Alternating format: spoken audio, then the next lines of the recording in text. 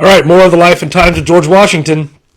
We're going to talk about now he's in his planter time, his family time, and I want to talk about his concern about his overall finances. So let's go ahead and kind of get things going here. But so for all of Washington's success, he lived a life that was in constant financial anxiety.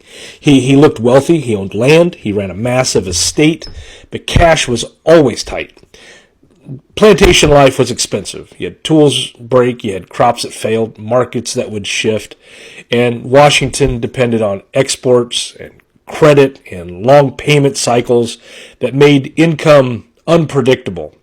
And debt worried him deeply. He tracked every expense, every shipment, every unpaid balance.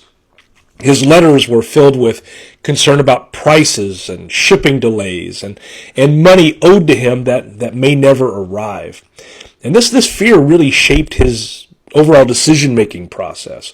It pushed him to eventually abandon tobacco, like we talked about in one of the previous videos, and then switch to farming wheat. It drove him to diversify with the mills and the fisheries and the livestock, and eventually even distilling. If you ever take a trip to Mount Vernon, they'll tell you all about the distillery. But Washington believed that debt meant vulnerability. Owing money meant that you were depending on others, and he really hated that feeling. That mindset followed him into public life. So as a political leader, he supported strong public credit and stable finances and careful budgeting. He wanted the nation to avoid the same traps that he had battled privately. Washington's anxiety wasn't weakness, though. It was discipline. It forced him to plan long-term and to avoid recklessness and to think constantly about sustainability.